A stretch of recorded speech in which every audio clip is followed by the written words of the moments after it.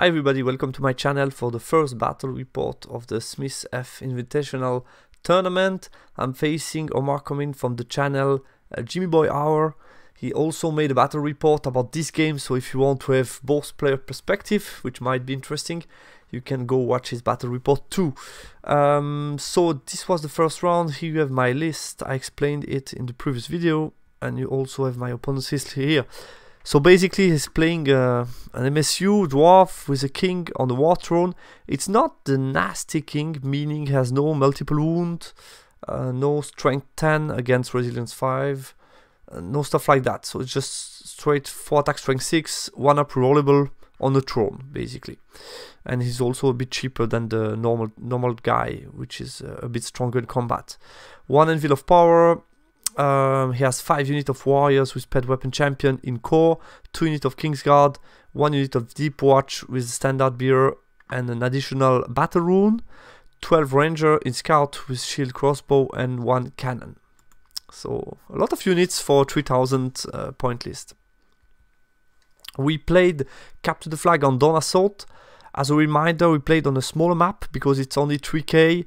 We played on a 5x4 table instead of a 6x4, and with the Dawn Assault, it's even shorter part of the board that you can use to deploy. So it was interesting with Capture the Flag. My spell selection, basically, I consider the fact that the bull might be somewhere a bit hidden or a bit behind the rest of the troops, meaning I think we'll have no opportunity to use Gravecall.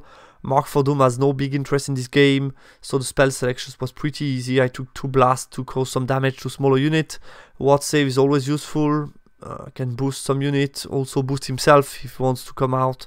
Might save me from the cannon shot at some point.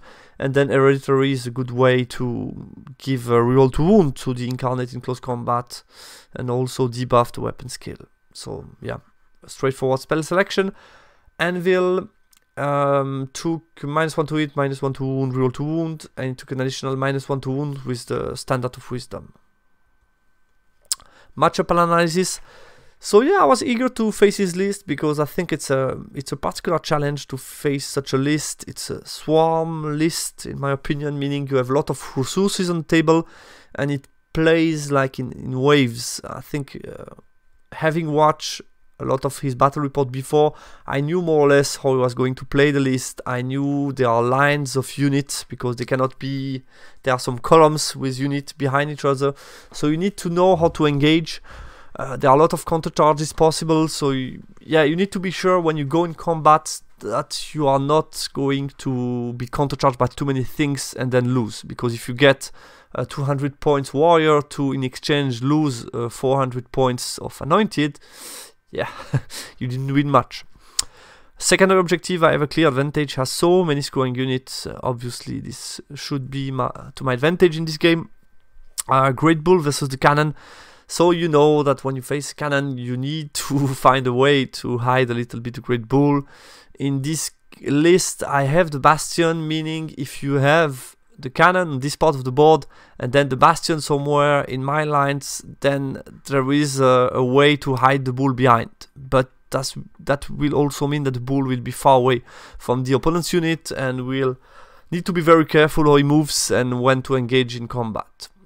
Obviously, if I can find a piece of terrain in the middle of the board somewhere to exploit, to jump behind after the first turn, that could be very interesting, because then the bull, I want to find a way to have the bull relevant in a relevant part of the board where it can matter and do stuff and charge stuff. So that will be the idea, to find a piece of terrain where I can do that, if that exists on the map, obviously.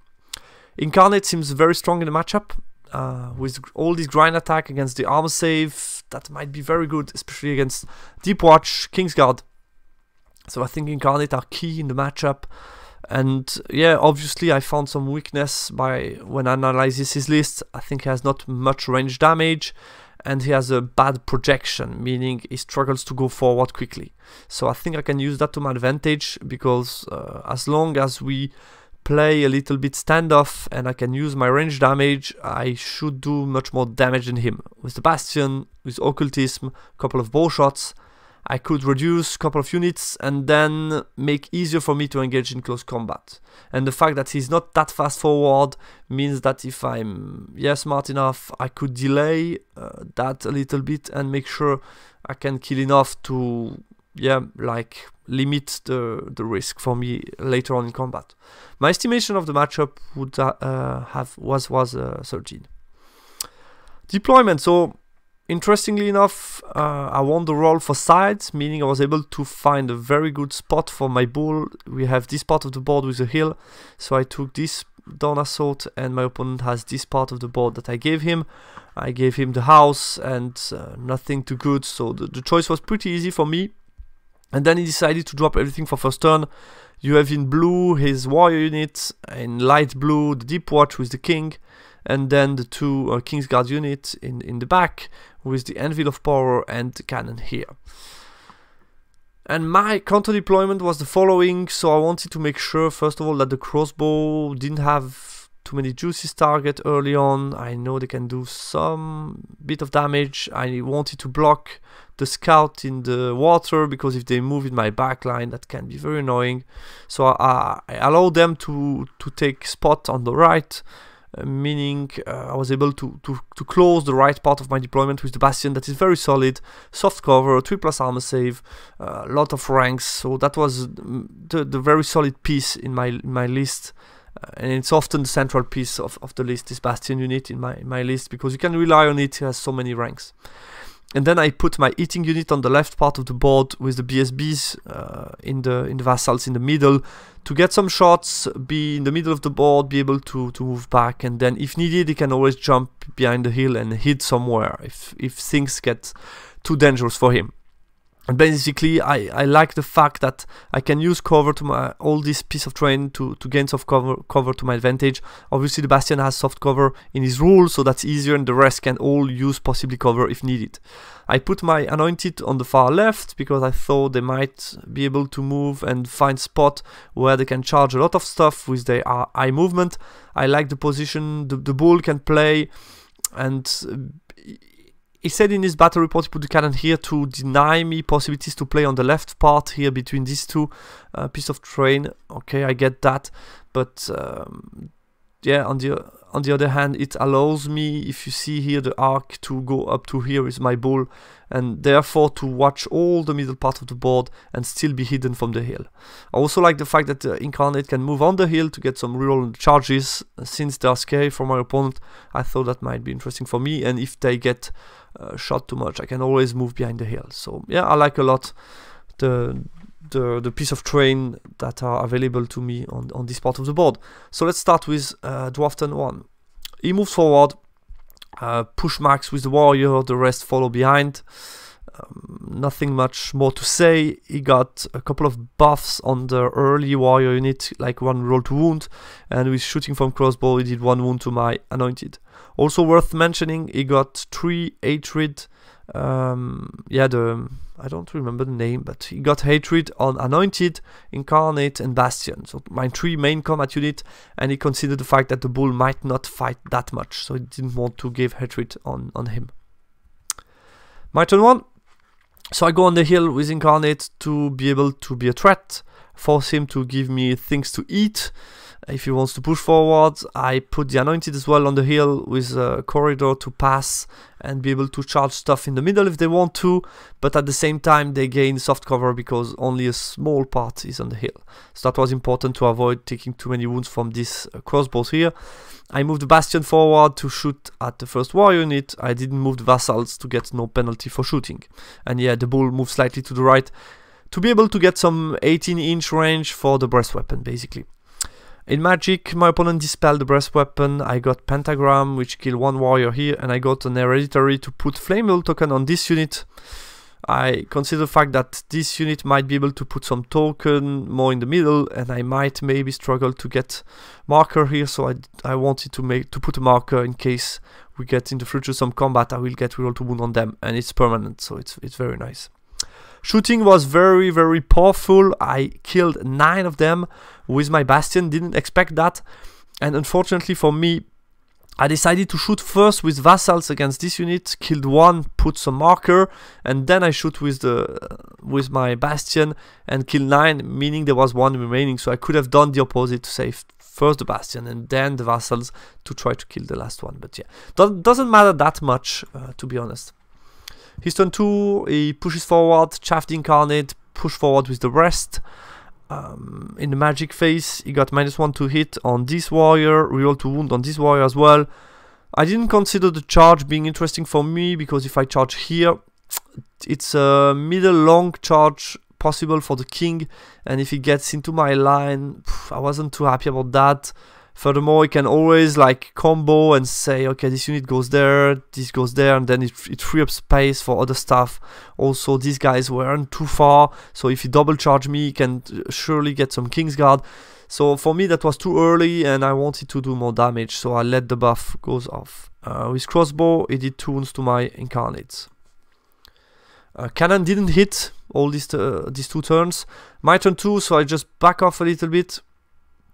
The same goes with Bastion. I want to gain more time, kill a couple of more dwarves before combat, because that's less unit that I'm going to face in combat, and I know that could be the key. And also, I see him moving towards me, meaning if I can get some fights behind the hill, that would be great, because if the bull can engage, then go out of combat without being scared of getting cannon shots, that would be really ideal for me. So going back also means that I'm more likely to fight later on in a part of the board that suits me better, basically.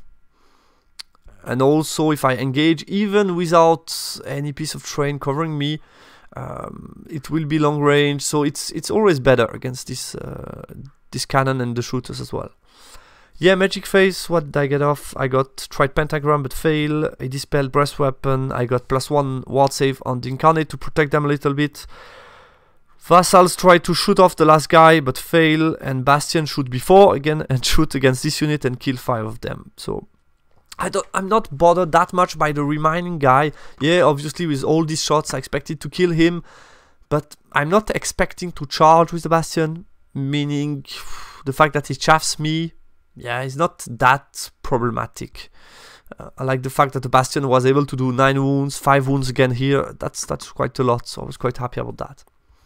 His turn 3, continue to push, so basically this unit chaff me again, and then he puts the Kingsguard and the king in a position, if I charge him, he's able to get some charge off. So if the anointed charge, the Kingsguard will be able to see me and charge me.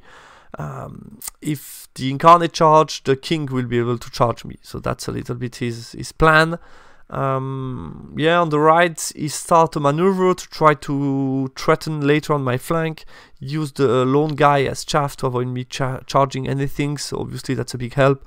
The 4 remaining guy also move forward to threaten my bunker and also chaff them somehow, avoid some weird flank charge that could be annoying for him. And yeah, the hitting unit are all 3 in position, more or less, by turn 3. He got reroll to wound on the left warrior, got -1 to wound on them as well. Again, didn't consider the charge against them to be anyhow interesting for me, so I wasn't too annoyed by the buffs that he got off. And with shooting, I got 1 armor save made with Torque Anointed. He didn't get any cannon shaft. Again, long range, didn't hit. My turn 3, so I moved back again. Yeah, I'm not in a rush at all. I like the damage that I do from distance, and I like the fact that he will be the guy going to take initiative and maybe do mistakes. So I move back with them, back from the hill, move back as well with Anointed and the Bull, ready to get some counters off if needed.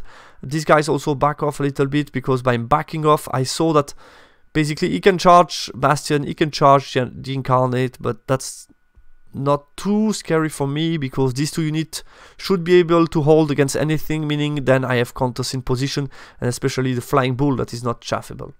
So that's a little bit the idea. Bastion back off a little bit with the idea to shoot at the valuable pieces, meaning the Kingsguard.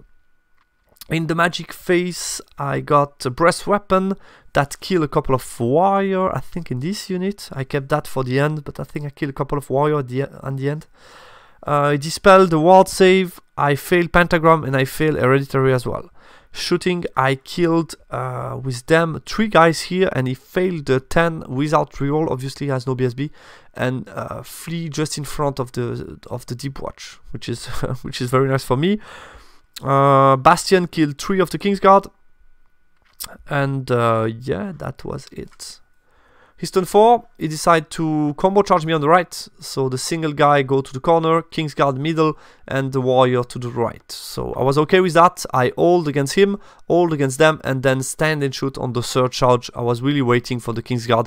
I wasn't too bothered to be against these 2 units if they come alone. The Kingsguard was really the unit that I was most scared of, so to say, so I really wanted to shoot against that one, and I kill with stand and shoot 4 of them. So 7 with 2 shooting phase, that's decent enough. Because he had the lone guy in front of his deep watch unit, he decided to charge alone with the king against the incarnate, which is a huge mistake in my opinion. But he told me after, he forgot the fact that I had this grinding attack against the armor save that are very, very scary for the king, because they are AP 4 and it's a lot of them, so strength 6 I guess. Because of his armor save, that can be very, very scary for the king. So I think, yeah, that's good news for him that he failed the charge on a 7 against them. After that, he used them as chaff for the incarnate again, and pushed forward with the Kingsguard to threaten my backline a bit more. Deep watch push as well. In the magic phase, he got reroll to wound on the Kingsguard, and the rest I was able to dispel. So I was totally okay with that, because they wound on a 2+, so just a reroll. Shooting, he did 1 wound to my anointed, and then that's my turn 4. So I will try to explain you first on this picture what happened. Maybe combat, I forgot about that. Yeah, I tried to kill the lone guy, but didn't manage that, and the rest I attack against Kingsguard, didn't kill much. I passed my steadfast and 9 rollable, no problem. In my turn, what I did is first to charge. I checked that if I charge with the incarnate on the flank of them, the Great Bull can use the ground movement and on the 6th swift stride hit the corner here, which is not bad, and then I can combo charge with Anointed. So Anointed and Bull should kill that easily and then be on his flank. Obviously, I would have been threatened by the cannon after the combat, which could be a problem, but yeah, the likelihood that I die is not that big. And I think with smart reform I can possibly gain some cover from the impassable, possibly. Even if needed, I can pursue overrun and maybe gain some cover. So I think there would have been no +1, and then I can always try to cast the ward save spell, try to ward save on Farb. So I was okay with that risk taking. So I charge first incarnate against them. Obviously they hold, then I charge with the bull against them. They pass the 10 panic check. Then I decide to combo charge with them against the Kingsguard. I decide to flee, because yeah, he didn't want me in his flank obviously. So he decided to flee that charge, meaning he got up to here, passes the panic check on them. Okay, so redirect. Then I redirect with the incarnate against this unit, and he decided to flee because he considered the fact that if I charge and then overrun here, basically it's very annoying for him, because the only counter charge is the king against incarnate. Not that great. So he decided to flee that one again, meaning the incarnate are now free. This unit has failed charge 2 times. So I decided to redirect with incarnate and charge the flank of the deep watch, which is a very juicy charge. I decided to flee that one as well, and then the Great Bull redirect as well, and then just push the unit, one unit, I think that was the warrior that were over there, just to look at the right direction. So very interesting. And then since there were no deep watch anymore, I decided to charge with Vassal the flank of the lone guy here and provide some support to the Bastion. So a lot of things happen, as you can see. I let you the drawing so that you can see what happened. And then with them, I was able to get the roll to catch them, pass the panic, the reform check. So I catch deep watch and reform here in the back of all these units. So really awesome. I was lucky here. And here, like I told you, the bull just pushed this unit further away. And this guy didn't rally until now. So that's a bit the situation. So a lot of things evolved, as you can see on the board after this turn 4. And I think my opponent, like he mentioned, has some regrets not to hold with this unit, because then it really cascaded in a lot of stuff. First of all, I think the positioning was problematic. The fact that I was able to see with both is not ideal and could have been avoided, I guess. And then second of all, even with that mistake, I think it would have been much better to hold, get a cannon shot, And even with me in the flank, he still has stuff to threaten the center. I think it was still pretty open and forced me to find a solution for the vassal block not getting charged by anything. So yeah, I think there was some better solution, but after all this flee, I think I was feeling really okay. So that's how it looks like after movement.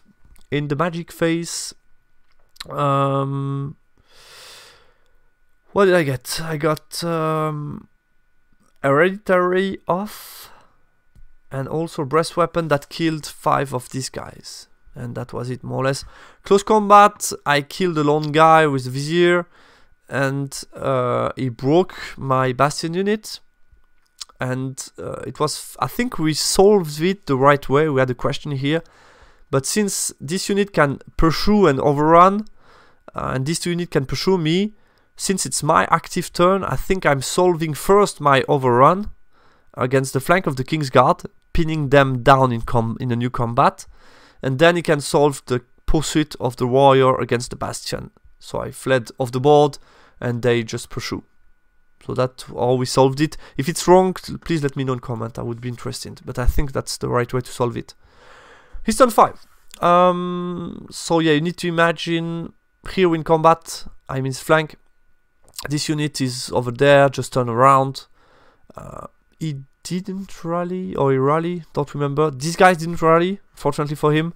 This guy rally, and then he decided to charge. So I checked a little bit the options. The king wasn't able to see my bull, obviously.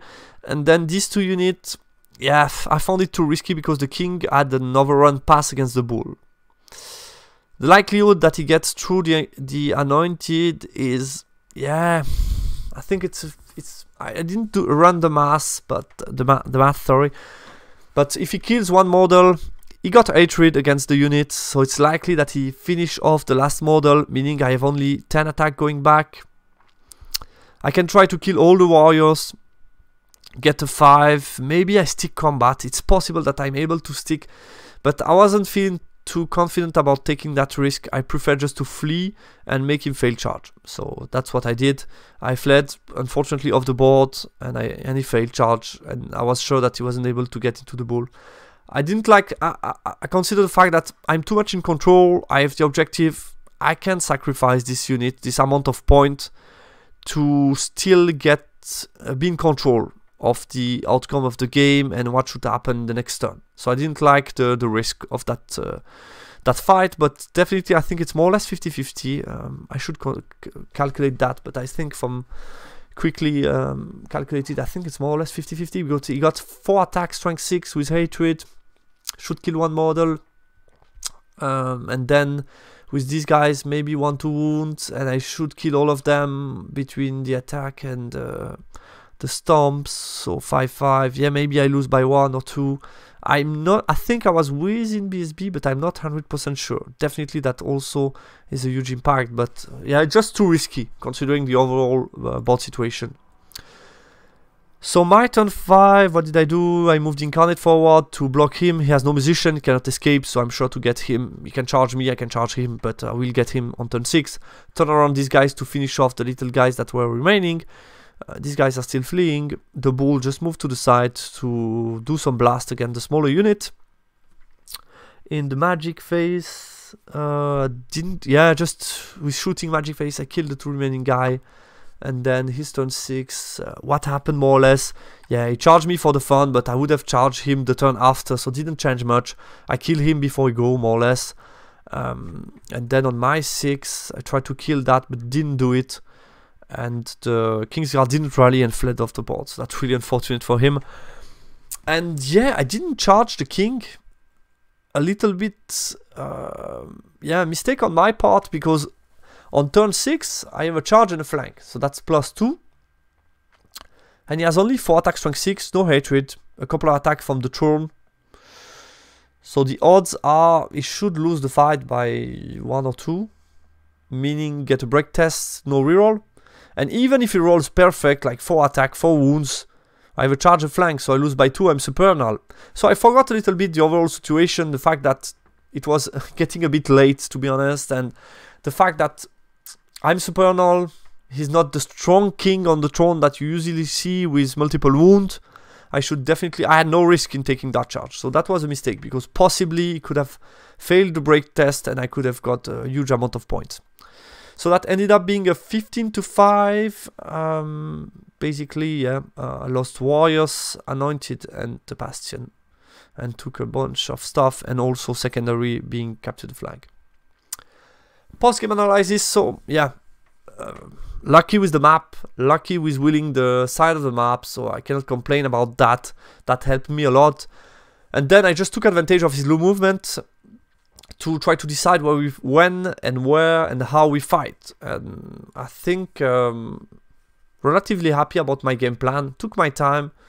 I was patient. I have the advantage with range damage, so there is no rush for me to go too early in combat. I wasn't willing to risk 1/3 of the point of my list in open terrain, so I think that made sense, the game plan, and worked pretty well at the end. I struggled to finish depleted unit with some bow shots. Could have helped me sometimes, could have slowed him down in his push forward maybe at some points, but wasn't too much of a problem. Like I said, turn 3, King charging out, I think that was a big mistake from him. Luckily for him, didn't go in combat. Kingsguard bad placement, cascaded in a lot of fleas, a lot of shit for him. Definitely should have held, and yeah, even better, maybe get a better placement where he can see the Anointed, but the Bull cannot see him. I think it was still possible to use the hill somehow. Maybe with the lack of musician, it's sometimes difficult to get this optimal position. And like I said, my general, I was stupid not to charge the king. Nothing to lose at all. Yeah, obviously he's likely to pass the break test, but you never know. Maybe I do a couple of wounds. Maybe I get lucky toxic brace. You never know. I think the odds were, yeah, the odds were definitely in my favor, and could have been nice also just to see the combat. So yeah, that's it for this battle report. I hope you liked it, and talk to you soon for the next battle. Don't forget to subscribe to my Discord if you want to be able to, if you like to watch these games live, because I publish there when I'm going to play my next games on Warhol or UB, and then you have always the possibility to just yeah, watch it live if you want to. So if you want to, you can check my Discord. I will put an invitation link in the description of the video. Thanks a lot for watching, and also, yeah, check out the topic where you see all this stuff, content publish, upcoming games, pairing, and so on, all the stuff, everything's going on the SmithF topic, so follow that if you want to follow the event. Thanks a lot for watching, talk to you soon on the channel, bye bye.